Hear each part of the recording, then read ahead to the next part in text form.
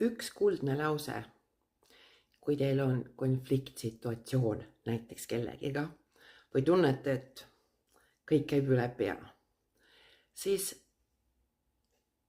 see lause võib väga palju aidata. Missugune see siis võiks olla? Nagu ma olen eelnevalt rääkinud, on kõik me oleme erineva ajalooga, võiks öelda. Miks ajalooga?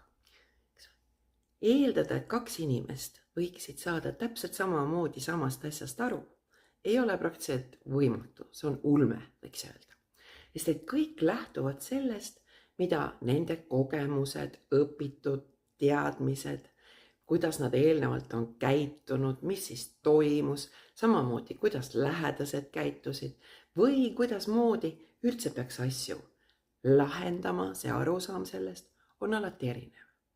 Ja sellepärast, kui tekib konfliktsituatsioon, mõelge sedapidi, võite ka seda öelda muidugi, et see võib olla nii.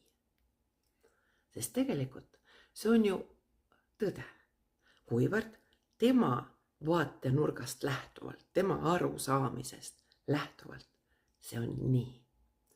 Ja kui me võtame nagu lausega selle iseenda jaoks kokku, et see võib olla nii, me ei anna ka hinnangut, et see on vale, mul on õigus, vaid lihtsalt konstanteerime fakti, et see võib olla nii.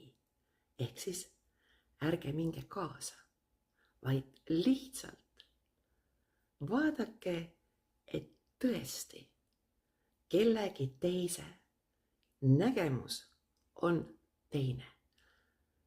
Ja te olete ise juba seeläbi rahulikumad, suhtute asjasse neutraalsemana, ei pea enda õigusid loovutama ega tõestama, vaid lihtsalt see võib olla nii.